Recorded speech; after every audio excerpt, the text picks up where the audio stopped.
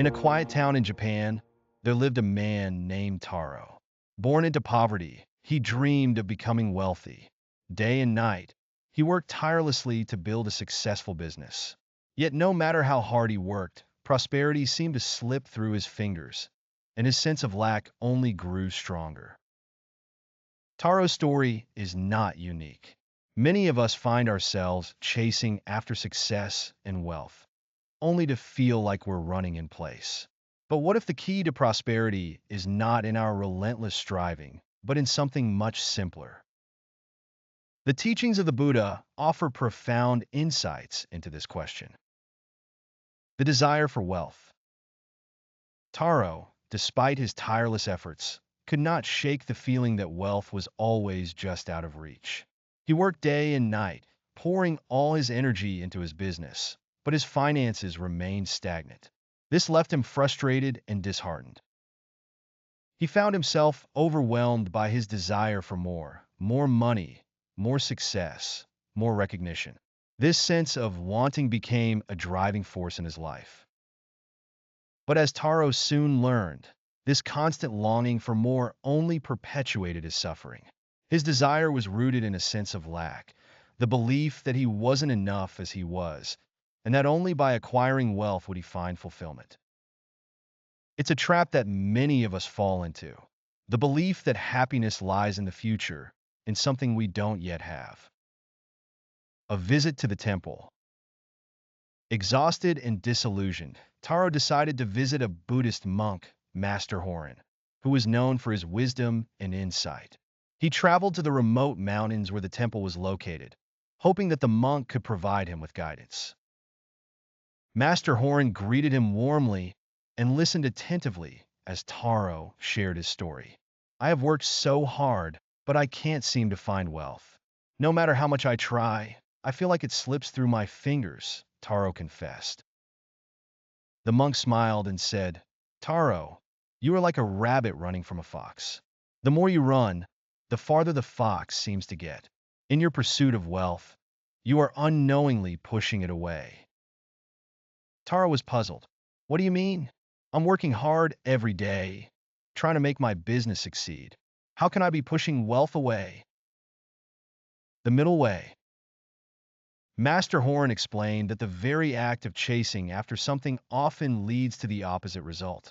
Your desire for wealth comes from a belief that you are not enough as you are. This feeling of lack is like a barrier between you and the prosperity you seek.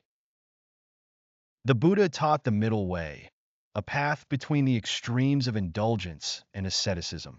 The middle way teaches us to live in harmony with our desires, rather than being consumed by them. When we constantly desire more, we are trapped in a cycle of craving and dissatisfaction. This craving only leads to suffering, as we are never truly content with what we have. Master Hōrin continued, you must learn to appreciate what you already have. True wealth is not about acquiring more, but about recognizing the abundance that already exists in your life. When you stop focusing on what you lack and start appreciating what you have, you begin to shift your mindset from scarcity to abundance. Letting go of attachment. Taro took these words to heart. He began to reflect on his life and the things he had overlooked. He realized that his obsession with acquiring more had blinded him to the richness of his own life. He had a roof over his head, food to eat, and good health. He had the opportunity to work and the freedom to pursue his dreams. Yet he had always focused on what was missing, rather than appreciating what was already present. As Taro shifted his mindset, he began to notice changes. His business became more prosperous, not because he worked harder, but because he started to approach it with a sense of contentment and gratitude.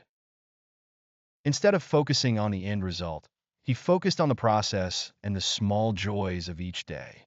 He treated his employees with respect, engaged in ethical business practices, and built meaningful relationships with his clients. This shift in attitude led to an outpouring of support from others, and his business grew in ways he hadn't anticipated. The danger of greed. However, as Taro's success grew, so did his ego. He began to feel invincible, and his sense of gratitude turned into pride. He started to treat his workers poorly, indulging in a luxurious lifestyle while ignoring the needs of others. He became obsessed with accumulating wealth for himself, forgetting the importance of generosity and compassion. Taro's downfall was not due to a lack of effort, but because he allowed greed and selfishness to cloud his judgment. He stopped using his wealth to benefit others and instead hoarded it for himself. His business practices became corrupt, and his relationships with his employees and clients began to deteriorate. One day, Taro's empire crumbled. Scandals and financial mismanagement led to the collapse of his business. The once prosperous entrepreneur found himself bankrupt and alone, facing the consequences of his actions. His wealth, which he had acquired through hard work and dedication, was gone, and with it, his sense of fulfillment. The path to redemption. Desperate and regretful, Taro sought out Master Hōrin once again. He explained his fall from grace, expressing his sorrow and confusion. I worked so hard to achieve success, but now I have lost everything. Why did this happen? Master Hōrin listened patiently and then replied, Taro, when you attained wealth, you gained a powerful tool. But power, without responsibility, leads to destruction. Wealth is not evil in itself, but it is how you use it that determines its value. You must use your wealth to uplift others, to share with those in need, and to live with integrity. The true meaning of wealth. Master Hōrin's words struck a deep chord in Taro's heart. He realized that true wealth was not measured by the amount of money one accumulated, but by how one used their resources to benefit others. Wealth, in the Buddhist sense, is about balance, recognizing that all things are interconnected and that true prosperity comes from generosity, gratitude, and a humble heart. Taro decided to change his ways. He began to rebuild his life, not by focusing on acquiring more, but by sharing what he had. He used his wealth to support causes he believed in, to help others in need, and to create a more compassionate world. Slowly, his life began to flourish once again, but this time, it was built on a foundation of humility, kindness, and wisdom. Conclusion. Taro's story is a powerful reminder that wealth, in the true sense of the word, is not about what we accumulate, but about how we live. The Buddhist teachings remind us that our desires and attachments often lead to suffering. When we let go of the constant craving for more, we open ourselves up to the abundance that already exists in our lives. The middle way teaches us to live with balance, appreciating what we have, letting go of attachment, and using our resources wisely. True prosperity is found not in accumulating wealth, but in living with a heart full of gratitude and a willingness to share with others. As we follow the middle way, we can transform our lives and find true success, not just in material terms, but in the richness of our relationships, our sense of purpose, and our connection to the world around us. Ending. Thank you for watching.